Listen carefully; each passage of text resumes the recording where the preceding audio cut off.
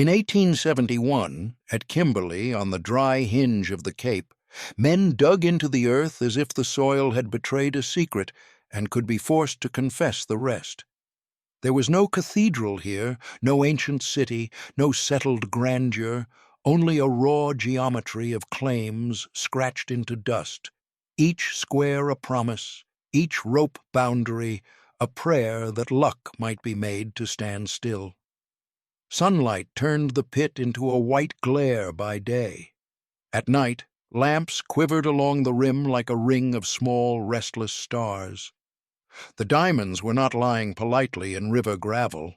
They were locked inside a pipe of blue ground that fell deeper than the first wave of diggers imagined, and the deeper it went, the more the old frontier fantasy began to fail. The early diamond fields were a social experiment performed at speed. Strangers arrived with shovels, picks, and paper deeds, expecting that a claim could remain a simple thing.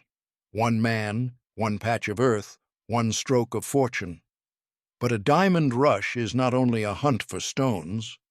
It is a sudden argument about property, labor, and order, made more urgent because the prize is small enough to hide in a pocket and valuable enough to buy a life. Every day posed the same practical questions. Who owns what, and who enforces it? How do you keep a pit from collapsing when every neighbor's digging undercuts your wall? How do you drain water from a hole that wants to become a lake? How do you move tons of earth when the easy dirt is gone and the ground hardens into a stubborn blue clay? Around the pit, institutions rushed in to catch up with the wealth. Merchants appeared first, then brokers, then men who understood that the real money was not in finding diamonds, but in financing the search for them. Credit became a kind of invisible shovel. Equipment arrived, then pumping machinery, then crushing gear, then the steady logic of scale. Bigger engines, deeper shafts, more capital, fewer owners.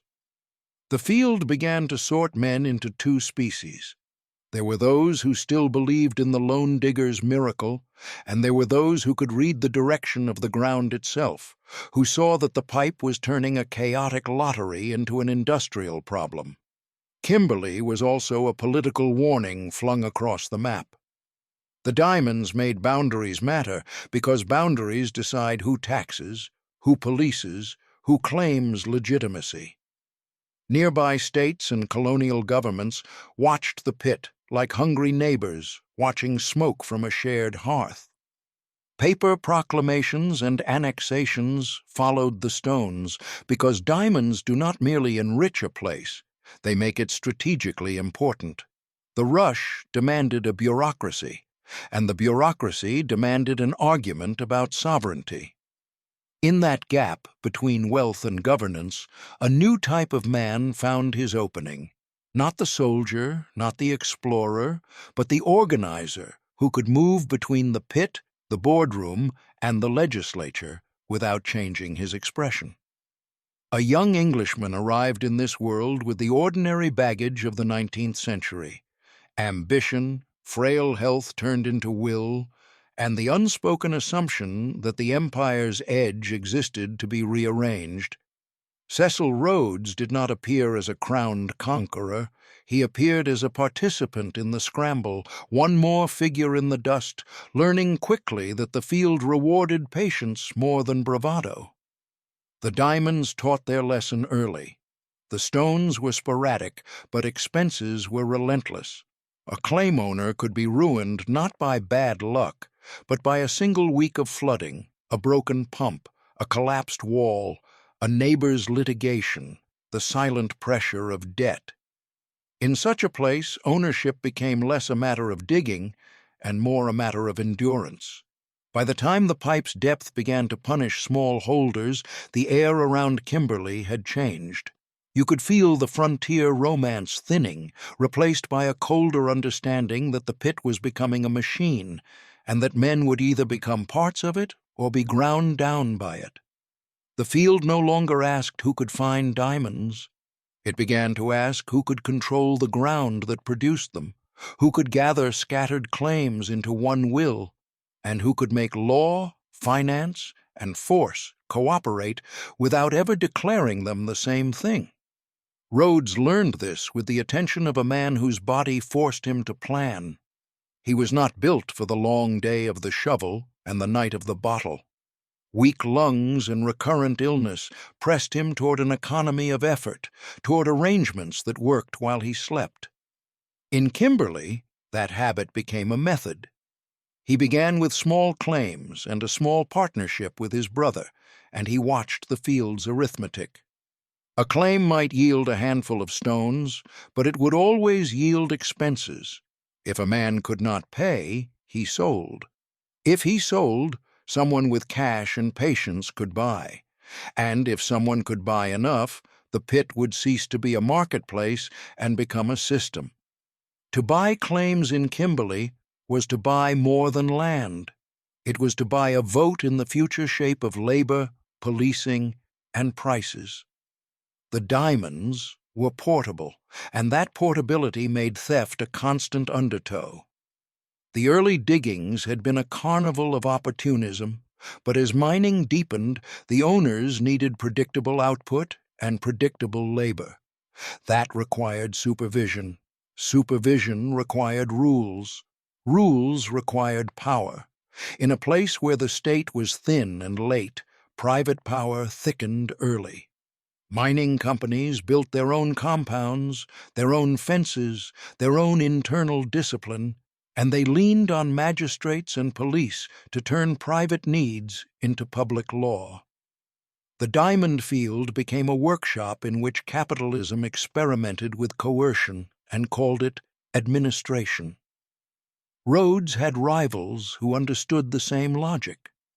The most flamboyant was Barney Barnato, a man who carried the theater of the East End into the dry air of the Cape and made money with the confidence of a gambler who always looks as if he knows the next card.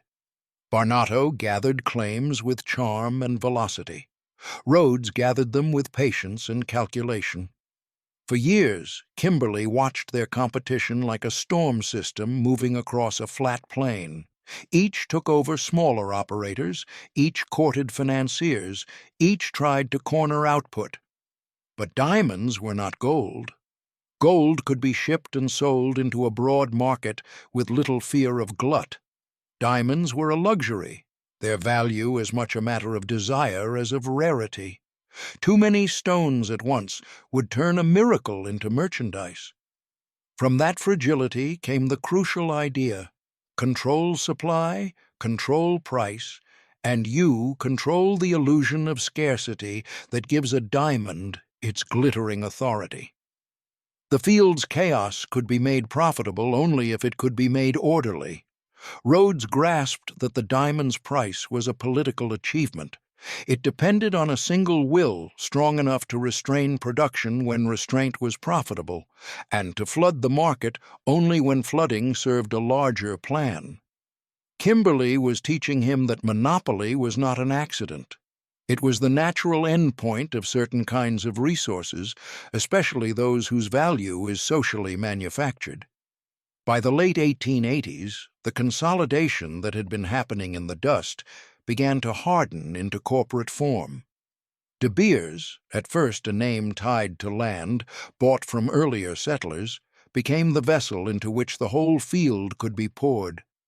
The final step was not taken in Kimberley's heat, but in the cooler world of London finance, where capital could be raised in volumes that dwarfed local fortunes.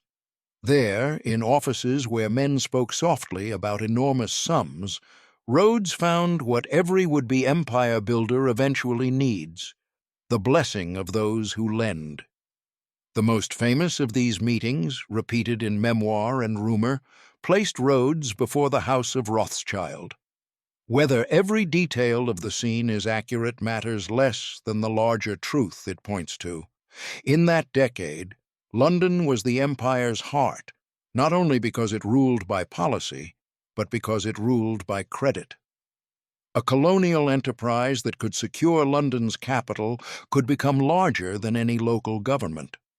Rhodes needed money to buy Barnato's remaining stake and to fuse competing interests into one. The financiers, for their part, needed reassurance that the diamonds would not destroy their own value by uncontrolled extraction. Both needs could be answered by the same instrument: a centralized company with a monopoly, disciplined production, and a leadership willing to treat the diamond as a managed scarcity. In 1888, the consolidation was effectively complete. De Beers became the dominant power over Kimberley's diamond output. It was a private authority that could decide how much of the Earth's glitter would be allowed into the world's markets. That authority had consequences in places far from the pit. It reshaped wages, it reshaped labor migration, it reshaped policing, and it reshaped the politics of the Cape. It also gave Rhodes something more precious than diamonds: a dependable stream of capital and a reputation for making systems obey him. A man who controls a monopoly learns to see government differently. Ordinary businessmen ask the state to protect property and enforce contracts. A monopolist begins to treat the state as an instrument to be guided, an extension of management. Rhodes stepped into Cape politics with the confidence of someone who had already made a small sovereign order in the dust. He entered a colony with a complicated political texture. The Cape had a parliament and, for a time, a franchise that was not formally restricted by race, though wealth and property requirements shaped who could exercise it. The colony sat between competing pressures: British imperial ambition, Dutch-speaking settler interests, African polities resisting encroachment, and a global economy hungry for minerals. Rhodes did not need to invent these pressures. He needed to learn how to ride them. He cultivated alliances with imperial officials by speaking the language of strategic necessity. He courted settler interests by promising stability and expansion. He positioned himself as a man of progress, of railways and telegraphs, of order brought to wildness. Yet beneath the rhetoric was a simpler aim: secure a labor system for the mines, secure political conditions for expansion, and secure legal arrangements that converted land and minerals into commodities under his control. The labor question was the quiet engine of the entire machine. Diamonds did not lift themselves from the blue ground. The mining companies needed thousands of workers and needed them under supervision tight enough to reduce theft and to keep output predictable. That need pressed outward into the countryside, and it pressed inward into law. The compounds, the passes, the policing of movement, the criminalization of informal trade, all of it formed an architecture of control. It did not require a single decree stamped with Rhodes's name. It required a climate of policy in which the mine's priorities could become the colony's priorities. In 1890, Rhodes became Prime Minister of the Cape Colony. It was a remarkable ascent for a man whose power began in a hole in the ground. As Prime Minister, he could now bring the tools of government closer to the needs of capital. His rule did not simply reflect personal prejudice or personal ambition, though both existed. It reflected an economic structure that demanded cheap labor and predictable order. In that logic, African landholding and African autonomy were obstacles to be managed. A people who could farm their own land and live by their own rhythms had less reason to enter the wage system that fed the mines. One of the most revealing pieces of legislation from his premiership was the Glenn Gray Act of 1894. It was framed as a measure of administration, a way to regulate land tenure and local government in certain African areas. Its deeper function was to reshape incentives, to create conditions in which rural Africans would be pushed toward wage labor.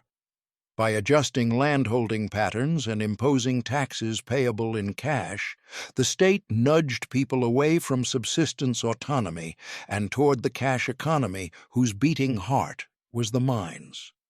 It was governance behaving like recruitment.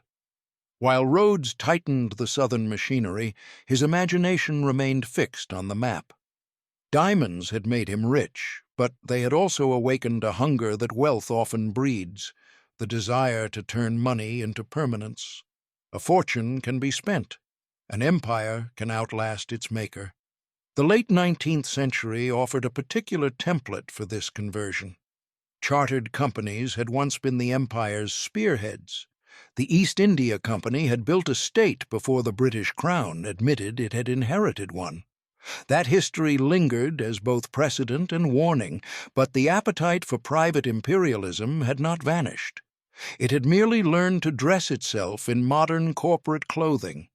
Rhodes's northward dream drew strength from fear as much as from greed. The interior of southern Africa was not an empty stage. It held polities with their own sovereignties, rival European interests, and the restless movement of settler republics. The Boers, having established their own states inland, looked for land and autonomy beyond British control. German and Portuguese colonial claims pressed from the west and east. In this crowded arena, British officials worried about being outflanked. Rhodes learned to present his plans as British necessity, even when they served his private designs. He offered the empire a bargain. Let him expand north at private expense, and Britain would gain territory without paying the bill. To do this, he needed paper. He needed treaties, concessions, signatures, seals, and the legal fiction that could turn negotiation into ownership. The most famous of these instruments was the Rudd Concession of 1888, obtained from Lobengula, king of the Ndebele. Lobengula ruled a powerful state centered in what is now Zimbabwe, with a military tradition and a political structure that Europeans often misunderstood or pretended to misunderstand when misunderstanding was convenient. The concession purported to grant mineral rights in return for payments and promises. To Rhodes and his circle, it was a doorway. To Lobengula, it was likely a limited arrangement with terms contested from the beginning. The precise nature of the agreement would be argued in the years that followed, and that argument itself became a weapon. In imperial practice, a disputed treaty was still useful. Dispute did not invalidate conquest. It often provided its justification. With the concession in hand, Rhodes moved to secure a royal charter for a new company. In 1889, the British South Africa Company received its charter. On paper, it was a corporation. In function, it was a state in embryo. It could make treaties, administer territory, raise police forces, and establish a system of governance in the name of order and commerce. The charter blurred the line between corporate management and colonial sovereignty so thoroughly that the blur became the point. Rhodes had found a way to convert monopoly money into territorial power while keeping the crown at a respectable distance. The northward push soon took physical form. In 1890, the Pioneer Column marched into Mashonaland, a band of settlers and company men escorted by armed force, carrying flags, survey tools, and the quiet certainty that paper rights could be made real by rifles. They built forts and planted names. Salisbury rose as a colonial center, its streets laid out with the optimism of those who believe geometry can tame a landscape. For the company's promoters, this was the dawn of a new mineral El Dorado. Prospectors and speculators flooded in, driven by rumors of gold reefs and by the company's promises of land and opportunity. The reality was more stubborn. The expected gold wealth did not materialize at the scale advertised, and the company's finances came under strain. Chartered power, like any other power, needed revenue. If the land did not produce quick riches, the company would need other ways to pay its bills and satisfy its investors. Here, the logic of extraction widened. Land could be seized and resold, taxes could be imposed, labor could be compelled. And if local polities resisted, resistance could be treated as disorder, then disorder could be treated as a problem to be solved by force. In 1893, conflict with the Ndebele erupted into war. The company's forces, armed with modern rifles and machine guns, inflicted devastating defeats. Battles were brief, brutal, and decisive, in ways that 19th-century industrial weaponry often made possible against opponents whose courage could not compensate for technological disparity. The fall of Bulawayo, the burning of the royal kraal, and the scattering of Lobengula's power marked a transformation. A corporation had waged a war, conquered a kingdom, and declared administration over its former land. The company's police became an occupying force. Its administrators became governors. Its surveyors became the arbiters of property. Here, the manipulation of borders became less a matter of clever lines on a map and more a matter of enforcing new realities. Boundaries were drawn that ignored older patterns of movement and allegiance. Lands were allocated to settlers, reserves were defined, and communities found their relationship to the earth rewritten in cadastral grids and legal categories. Mineral rights, claimed through concessions and charters, became the most prized layer of ownership. Above ground, people still lived and farmed and fought as they always had. Beneath ground, the company claimed a monopoly on what mattered most in London and Kimberley.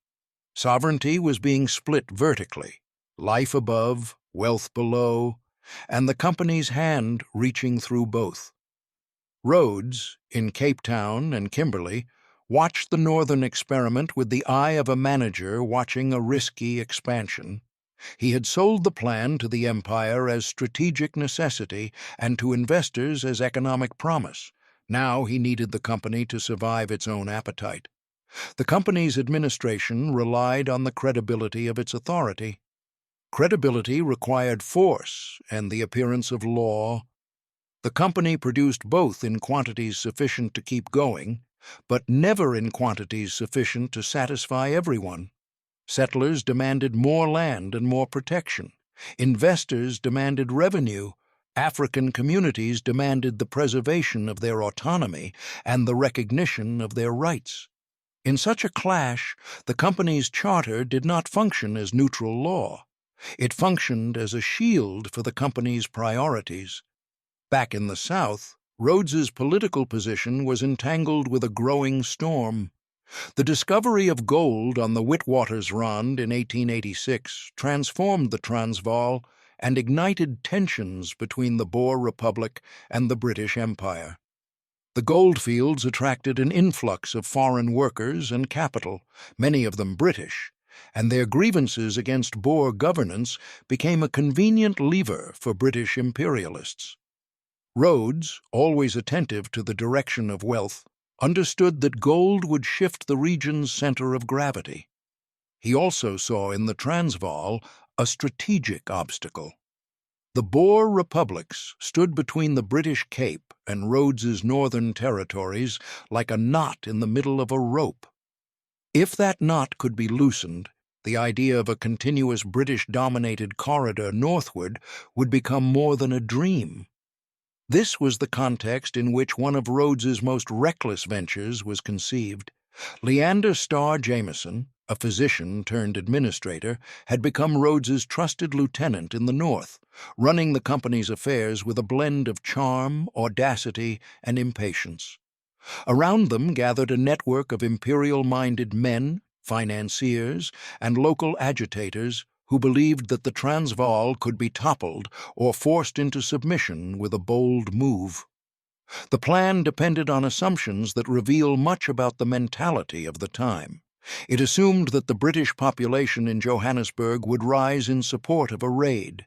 It assumed that Boer resistance would crumble under pressure. It assumed that imperial officials could be nudged into accepting a fait accompli. In late 1895, Jameson crossed into the Transvaal with a small force. The raid, intended as a spark, became an embarrassment. Boer commandos mobilized quickly. The expected uprising in Johannesburg failed to unfold as planned. Jameson was captured at Doornkop. The episode exposed the hollowness beneath Rhodes's public posture. He had presented himself as a statesman and administrator, yet here was private adventurism conducted under the shadow of his authority. The raid shook the region. It inflamed Boer suspicion and hardened divisions that would soon erupt into a far larger war. It also destroyed Rhodes's position as prime minister. He resigned in 1896, and his reputation, once polished by success, now carried the stain of lawless ambition. If the raid showed Rhodes at his most reckless, the events in the north soon revealed the company's predicament in a different light. In 1896, as Rhodes fell from office, rebellion flared in Matabeleland and Mashonaland. The uprisings, remembered as the First Chimurenga, were responses to conquest, land seizure, forced labor, taxes, and the heavy hand of company rule. They also drew on spiritual and political currents that Europeans rarely understood until they met them in the field.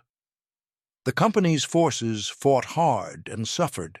The illusion that a charter and a few forts could easily hold a conquered land began to crack. In the midst of this crisis, Rhodes did something that both his admirers and his critics would later seize upon.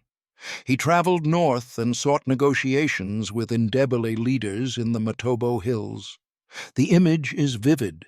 The tycoon imperialist sitting among granite outcrops, speaking with men whose land his company had seized, attempting to end a war that was proving costly. It was not pure magnanimity, it was calculation. The company needed peace, and peace was cheaper than endless fighting. Yet the moment also revealed a strange truth about the blurred sovereignty Rhodes had created. The company's authority was personal enough that Rhodes could act like a governor, yet private enough that his motives could never be cleanly separated from corporate survival.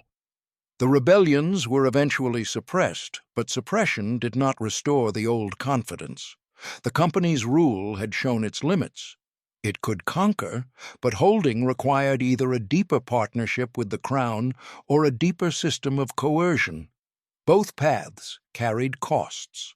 The company had promised investors that Africa would yield easy profits. Instead, it yielded a lesson in the expense of dominion. For Rhodes, the northern enterprise had always been tethered to his southern monopoly. Diamonds financed expansion. Diamonds bought influence. Diamonds underwrote the company's operations. But the Northern Territory could not be allowed to become a sinkhole of cost that drained the very monopoly that funded it. By the end of the 1890s, Southern Africa stood on the edge of a larger conflagration. The Jameson raid had hardened Boer resolve and humiliated British prestige. The gold of the Rand had made the Transvaal too valuable to ignore and too proud to yield. Negotiations over franchise rights and political control failed. In 1899, the Second Boer War began. It was not a war of one man's making, but Rhodes's actions had helped shape the climate in which it became possible. It was a war that would reveal, in brutal clarity, how economic interests and imperial ambitions could turn entire populations into instruments of policy. Rhodes found himself in Kimberley when the war broke out, and Kimberley became a target. The siege of Kimberley began in October 1899. The Diamond City, once a symbol of private fortune, now became a strategic prize. Boer forces encircled it. Inside, the mines, the machinery, the stockpiles, and the company infrastructure became part of a fortress. De Beers, the corporation that had grown from claim buying, now operated in conditions of war. The boundary between private enterprise and public defense dissolved further. Company resources were used for military purposes. Company leadership participated in decisions of siege management. A town built on controlled scarcity now lived under enforced scarcity. The siege was a test of endurance, and it carried a peculiar irony. Rhodes, who had so often shaped events by making others dependent on his money, now sat in a city dependent on relief from outside. He was accused of meddling in military decisions, of behaving like a man who could not stop managing even when management belonged to generals. In siege conditions, personalities loom large because resources shrink. The private sovereign of diamonds now experienced the constraints that ordinary governments live with always: limited food, limited information, conflicting authorities, and the slow grind of waiting. Kimberley was eventually relieved in early 1900, but the war itself dragged on. It expanded into a brutal campaign of attrition, with scorched earth tactics and the establishment of concentration camps for civilians, an episode that stained British imperial reputation and revealed the harshness that can hide behind the language of civilization. In that war, the mineral wealth of the region was never far from the strategic calculations. Gold and diamonds were not incidental prizes. They were among the reasons the war mattered so intensely to those in London and to those who dreamed of a British-dominated Southern Africa. Rhodes did not live to see the war's end. He died in 1902, the year the war concluded with British victory and the incorporation of the Boer republics into a new imperial structure. His death came at a moment when the region's future was being rewritten, and when the institutions he had helped strengthen were poised to shape the 20th century. Yet, to understand what he left behind, it is not enough to list his projects. It is necessary to see the pattern that ran through them.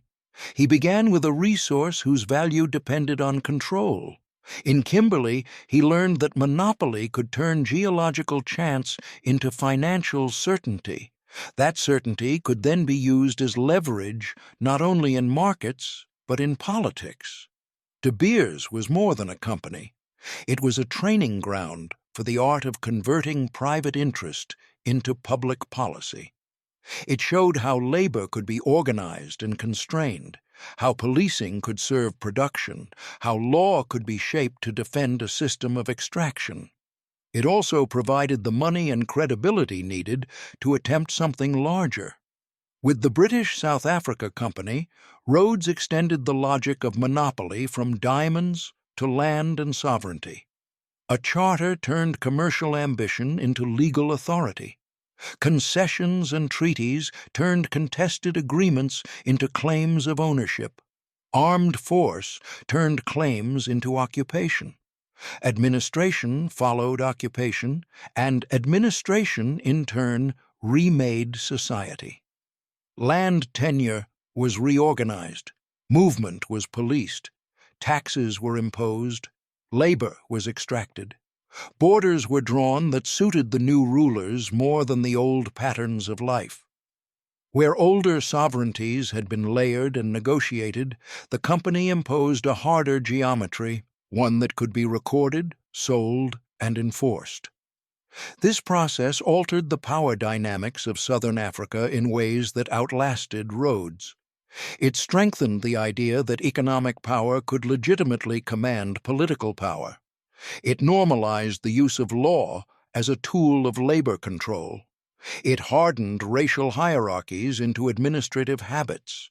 It encouraged the development of a migrant labor system that would feed mines and cities while hollowing out rural economies. It also left behind a tradition of corporate influence over state policy so deep that later governments would struggle to disentangle public good from private interest. Rhodes's admirers liked to describe him as a visionary, a builder of railways and telegraphs, a man of grand imperial design. There is truth in the scale of his ambitions, but vision alone does not explain his effectiveness. His power lay in a certain kind of realism, the realism of a man who understood that the modern world could be governed as much by contracts and capital as by flags. He grasped that sovereignty could be outsourced, that conquest could be justified in the language of commerce, that a corporation could behave like a government if granted the right papers and enough guns. He was, in that sense, an architect of a particular modernity, the modernity in which business does not merely operate within empires, but helps design them. His story is also a story of limits. Monopoly brings stability, but it also breeds resentment and fragility. The diamond monopoly required constant policing and constant management of supply. The chartered empire required constant force and constant legitimacy work. Both systems depended on persuading others to accept arrangements that benefited a few. When that persuasion failed, coercion filled the gap. The Jameson raid showed how easily private ambition could destabilize public order. The Northern rebellions showed how quickly conquest could ignite resistance. The Boer War showed how mineral wealth could draw entire populations into cycles of violence and dispossession. In the Matobo Hills, where Rhodes asked to be buried, the landscape carries its own kind of judgment, not spoken but implied. Granite outcrops stand with the indifference of deep time. Below them, human projects rise and fall, leaving scars, roads, boundaries, and memories. Rhodes chose that place as a symbol, a final claim over a view that had once been someone else's homeland.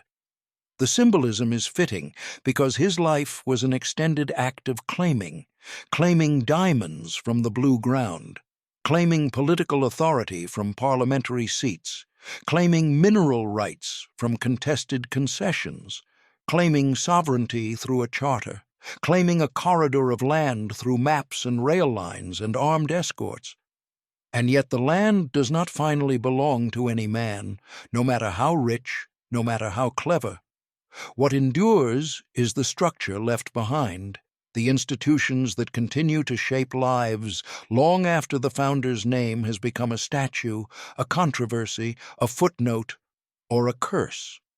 In southern Africa, Rhodes helped build structures in which extraction was central, in which mobility was controlled, in which boundaries were redrawn to serve mineral wealth, and in which corporate power could stand beside government power and sometimes inside it. The diamonds that began as glitter in the dust became, under his hand, a kind of metal framework for a regional order. It is tempting to imagine that such a life is driven by singular greed, a hunger for wealth that never quite ends. Wealth certainly mattered, but the deeper hunger was for control, for the ability to make systems obey. The diamond is a small stone, but it taught a large lesson. Value can be engineered, scarcity can be managed, desire can be directed. Once a man has learned to do that with a luxury, he may begin to believe he can do it with a continent. That belief reshaped southern Africa. It did not do so alone. It rode on imperial anxieties, settler ambitions, London finance, and the violent technologies of the age. It relied on collaborators, lieutenants, and institutions willing to treat human lives as inputs to an economic machine. But Rhodes gave these forces a particular coherence and direction. He took the disorder of a rush and turned it into a monopoly. He took the promise of a charter and turned it into a conquest. He took the language of commerce and used it to justify sovereignty. In doing so, he left behind an empire that was never fully his in the traditional sense, yet bore his imprint in its methods, its boundaries, and its hardening of power around the search for wealth buried in the earth.